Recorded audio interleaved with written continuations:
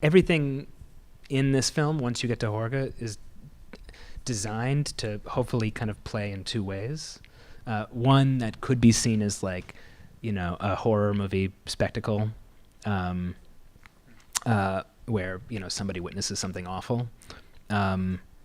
Or it could be seen as like Danny being forced to confront something that she's been looking away from, and then being presented with like a different way of viewing that thing that will maybe allow her to process it better. Midsommar, O Mal Não Espera a Noite. É um subtítulo meio tosquinho. É um filme dirigido e escrito pelo Aster, que é um diretor que vem chamando bastante atenção, porque ele só tá no segundo filme da carreira dele, e o primeiro foi o Hereditário, um filme que chamou bastante atenção no ano de 2018, considerado aí por muitos um dos melhores filmes do ano. Como sempre, para quem não sabe de nada, no filme a gente acompanha a história da Dani, que é uma moça aí que está passando por problemas de relacionamento, e além disso, infelizmente, ela acaba ocorrendo também uma tragédia familiar bastante forte. E por conta disso, ela e o namorado dela vão fazer uma viagem aí para a Suécia para espairar um pouco a cabeça, para ver se também renova um pouco do relacionamento. E nessa viagem deles, eles acabam indo para um festival que é bastante raro, tem um intervalo de tempo muito longo assim para acontecer. A partir daí começam a acontecer coisas sinistras. E bem, pessoas, já adianto aqui para vocês que apesar desse subtítulo assim ser mais ou menos e de ter uma sinopse bastante simples, Midsommar é um filme assim que você assiste ele e fala, que diabo é isso que eu tô vendo? E a primeira coisa que eu compartilho com vocês é que esse filme tem uma proposta bem clara. É que ele quer ser um filme diferente. É um filme que quer quebrar paradigmas. E como ele faz isso? A gente já consegue perceber isso pela própria estética do filme. A gente tem muito dessa coisa de tons brancos, essa coisa floral, a própria locação que o filme que foi utilizada para fazer o filme, né? Você meio que tem um negócio assim, uma atmosfera assim de conto de fadas, uma florestas bem bonitas, né? Uma coisa verde e tal, né? Lembra a vida. O próprio subtítulo também, né? O Mal Não Espera a Noite. Ou seja, o filme se propõe a criar um filme de terror a partir de características que não são muito comuns aí pro gênero. E por justamente ele sair dessa zona de conforto, ele é um filme que consegue criar uma certa ambiguidade para a história. E isso é bem enriquecedor para a história, porque você consegue enxergar ela por várias perspectivas, você consegue ter várias interpretações ali da história. E ao meu ver, por exemplo, você pode enxergar esse filme pelo terror, né? Você tem cenas ali bem fortes, imagens assim bem marcantes, mas também você pode enxergar esse filme, por incrível que pareça, como uma celebração da vida, né? E outra característica que foi muito bem sacada para esse filme é justamente o uso do humor inapropriado. Então, se você for assistir esse filme sem o relativismo cultural, não se surpreenda quando você estiver rindo assim de uma cena assim muito desconfortável. Mas já passando agora para um olhar mais holístico da história, você pode interpretar ela também como um rito de passagem para a personagem principal dela, a Dani. E como eu já estou falando aqui dela, outro ponto bastante positivo do filme é justamente a atuação dela, né? A protagonista, aí, no caso, interpretada pela atriz Florence Pugh, acho que se pronuncia assim, ela simplesmente consegue carregar o filme tranquilamente.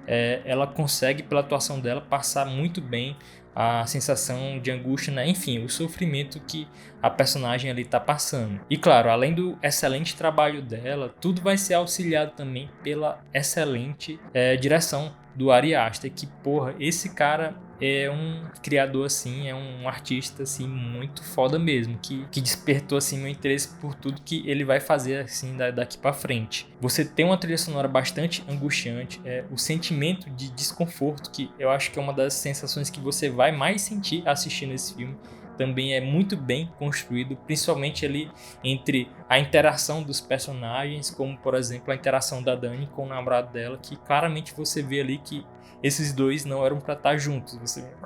Cinematograficamente, o filme é impecável, você tem uma fotografia ali muito boa, você tem transições assim muito arrojadas, você vê então ali que tem uma construção ali de universo bastante rica, um universo assim bastante detalhado. Você vê que o cara ali realmente ele sabe o que ele quer contar nessa história. E também voltando para aquela coisa da ambiguidade do filme, nas próprias transições ali do filme você tem um pouco disso, porque muitas das vezes você tem cenas ali bastante pacíficas, bastante calmas, e de repente corta para uma imagem assim bastante forte, assim, com gore, assim, às vezes. Então, é bem interessante você tem um jump scare, né, que é muito utilizado no gênero.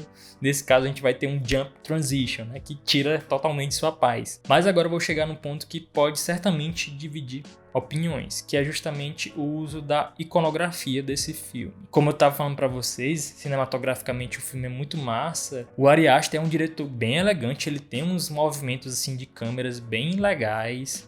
Ele consegue passar muita informação ali da história do filme só pelas imagens ali. Então, a imagem, no caso desse filme, os planos, tem realmente uma grande influência para a história do filme. E o lado bom disso é que, como eu falei para vocês, ele consegue construir uma atmosfera bastante massa mesmo. No caso, a gente vai ter a sensação do desconforto, como eu falei para vocês, mas também ele consegue criar essa atmosfera bastante inebriante, já que o filme também explora essa coisa, né, dos entorpecentes. Ele não tem nada de sobrenatural, ele vai mais para essa coisa assim de drogas e tal, e através das imagens você consegue ter pistas ali do filme, você, enfim, consegue matar a charada do que pode muitas das vezes acontecer no filme. E é nesse ponto que a gente começa a transicionar para o lado negativo dessa iconografia, porque a partir do ponto que você consegue matar a charada do filme, você consegue decifrar do que